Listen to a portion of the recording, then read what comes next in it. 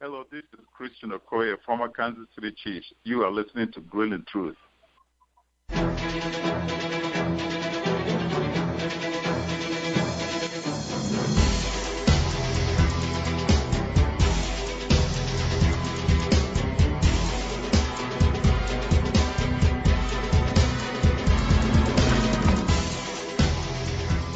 Welcome to today's Athlete on the Grueling Truth Sports Network. I'm your host, Mike Goodpaster, and our guest today is a running back for the New York Jets. Help me welcome to the Grueling Truth, Elijah McGuire. How you doing, Elijah? I'm doing pretty good, man. Thanks for having me. Hey, no problem. Let's just start from the beginning. What age did you start playing football, and who were some of your early influences? I started playing football at the age of 7 or 8 years old. I pretty much got into it just around the neighborhood. Really haven't started playing organized football until about 10 years old. But some of my early influence, man, I really didn't have any because I didn't watch football growing up. It was just a sport that was that popular in my neighborhood, and we always played it. Yeah, and you played at Vanderbilt Catholic in Jersey, I believe. That correct? Vanderbilt Catholic is in Homer, Louisiana. Yeah, I knew that as soon as I said it. I got mixed up with another interview. But tell us a little bit about your career at Vanderbilt Catholic. My career at Vanderbilt Catholic, man, it was pretty good, man. Probably one of the best choices I made at an early age, going from public school to private school. But it was tough, man. You know, private school, being from the environment that I'm from, it was tough going to private school. I was set back a couple grades behind. I had to double up in some of my classes to get caught up to graduate on time. But as far as my career goes, man, I thought I had a great career there. Everybody supported at the school. So I think that was about it. Yeah, and after Vanderbilt Catholic, you went to Louisiana Lafayette. What made you want to go to Lafayette? Well, really, man, I didn't have an option. That was my only offer coming out of high school. Because like I said, I was a couple grades behind in high school. I was a late qualifier. And I graduated a year earlier than I was supposed to. And UL Lafayette was the only school that knew that. So I was supposed to graduate in 2014, but I graduated in 2013. So when they found that out, they offered me, and that was my only offer. All right, and what was the adjustment to college life for you, both academically and athletically?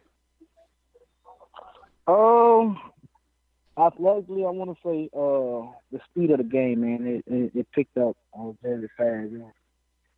It was much quicker than in high school. And academic-wise, man, it was tough coming from high school to college. You know, you got to pick a major going into college and taking all these different classes that you don't take in high school that are much harder. And going to study hall, man, that too. Study hall helped a lot, even though you can study in high school, but it's much more important in college than in high school.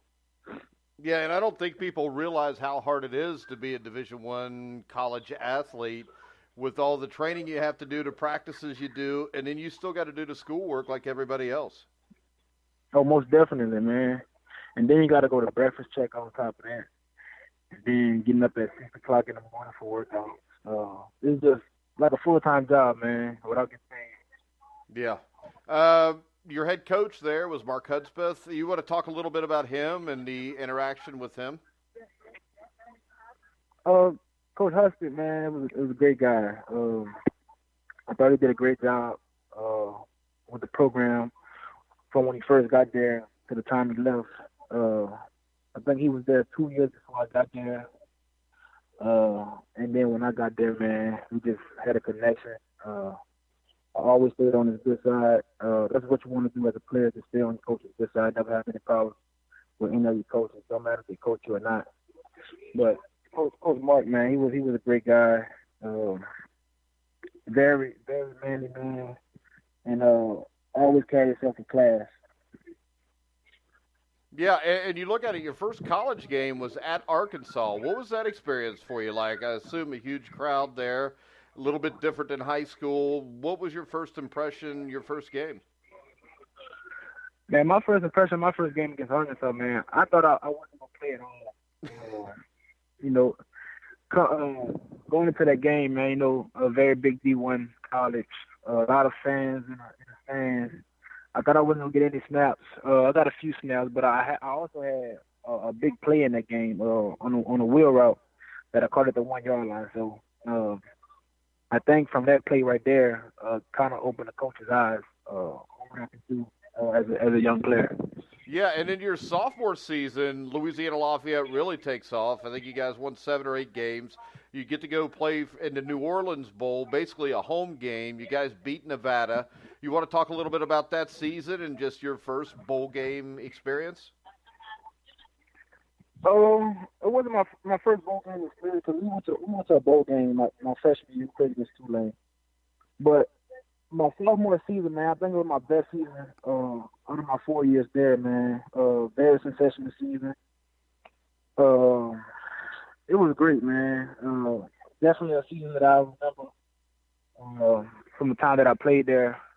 And just going to that my second bowl game that year, it was great to get 2 bowl games back to back, 2 bowl game wins back to back, and just have 2 rings. A lot of schools don't accomplish that back-to-back years.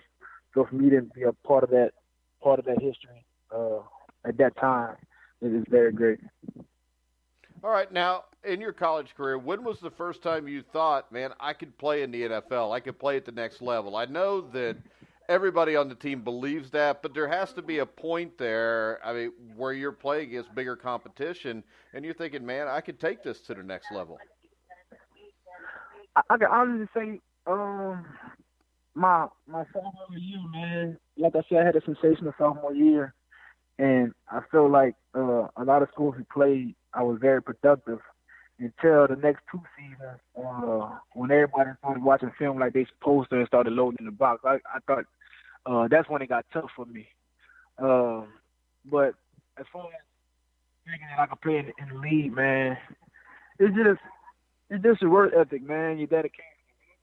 Mind to. That's what you gotta go and do. You can't let nobody tell you what you can't do, and that's the point that I got to. When I was playing in college, and I accomplished it, and I did it. Yeah, and then you get to the NFL draft. You go in the 6th round to the Jets. What was your feeling about going to New York? Oh man, it was a great feeling because I always wanted to go to New York, but I never been. When they had jobs, man, it was like a dream come true. I finally got the opportunity to experience New York.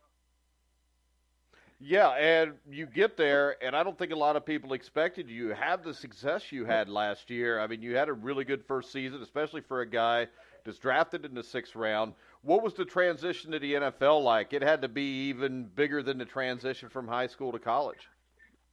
Almost definitely, because just like in high school and college, you start off as the guy that's in the back, and you build your way up, you work your way up, and that's how it was in high school. I had to do it, that's what I'm doing now. They had 2 veterans in front of me, Bilal, Matt Forte. He just retired, but just to be in those guys' wings and just to learn everything, you got to soak in all the game you can. And guys that have been doing it for that long, man, you just got to take advantage of it and just learn everything you can. And hopefully one day you can be a top dog. And to the new guys that come in, you can just get them knowledge that the older guys gave you when you first came in. Yeah, and with the Jets, you've got Todd Bowles, who I think is one of the most underrated coaches in the NFL. You want to talk a little bit about playing for Coach Bowles? Yeah, man. Coach Bowles is a great guy. He'll never tell you anything wrong. He's always honest with you. He's just a stand-up guy. You really have to be around him to know how he works and know how he carries himself. But overall, man, my first year being around Coach Bowles, he's a great guy. I love Coach Bowles. Yeah, and the thing that stands out to me about your rookie season was the Week 4 game against the Jaguars with the 69-yard touchdown run. You want to talk to us a little bit about that? Because to me, that's probably, your biggest moment of your rookie season? Oh, most definitely. Man, that play right there, man, I have to say, it started up front with the O-line. Without the O-line, the running back is nothing. But for those guys to even get on these blocks, make great blocks, and to make a hole and crease for me to find, and just to cut through the defense, man, you gotta give my hats off to those guys. And also the receivers blocking downfield, holding the safeties and the corners for not catching me. But that play, man, it was one of the most exciting plays of my rookie year. And not many guys on their first touchdown as a running back go 69 yards. So I was very excited about that. Yeah, and when you look at coming into this season, there has to be some fairly high hopes there. You guys performed well until your starting quarterback went down, week 11 or so. You got Stump Mitchell, your new running backs coach, I think. Jeremy Bates is the offensive coordinator. What do you expect from this season for yourself and for your team? For my team, man, I'm expecting for us to win more games. Cause we was pretty good last year. We just couldn't get it together. But nothing will change this year. We're gonna pick up where we left off at, but even to a better start. And Coach Stump, man, I love playing for Coach Stump because just like my college coach, he put me in a position where I can be successful. And that's the main goal, being a young player. You want to put your young guys. You want to put your young guys in a position to be successful rather than hurt the team. So I thank him for that. And as far as Coach Bates, I'm looking forward to seeing what he do this year. And I can't wait to get back to work. All right, Elijah, it was great to have you on today. I know you're a busy man, so we're going to go ahead and let you get out of here, but I want to thank you for coming on and talking to us for a few minutes. Man, no problem. Thank you for having me. All right. Thanks a lot, Elijah. All right. Thank you. All right, guys, I want to remind you can hear all the Grueling Truth shows on iHeartRadio, iTunes, TuneIn, Spreaker, Stitcher. Wherever you find sports podcasts, you'll find the Grueling Truth.